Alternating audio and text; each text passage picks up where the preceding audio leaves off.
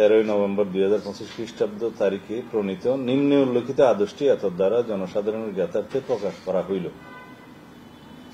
তার মানে বোঝা যাচ্ছে এটা রাষ্ট্রপতি এই আদেশটা জারি করেছেন।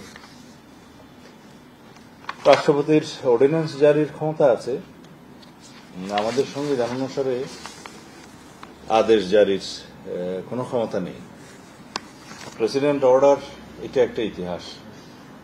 রাষ্ট্রপতির আদেশের মাধ্যমে বাংলাদেশের সংবিধান গৃহীত হওয়ার আগ পর্যন্ত বাংলাদেশ পরিচালিত হতো, এবং সংবিধান গৃহীত হওয়ার পরেও কিছুদিন হয়েছে, যেহেতু সংসদ গঠিত হয়নি তখনও, এবং সংসদের অধিবেশন গঠিত হওয়ার পরে তারপরে রাষ্ট্রপতি অর্ডিন্যান্সের মাধ্যমে আইন প্রণয়ন করতে পারতেন সংসদের সেশন যখন না থাকে, অর্থাৎ ইন বিটুইন টু সেশনস।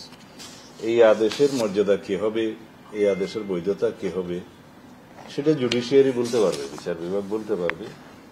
আমি এর বেশি এখন বলতে চাই না।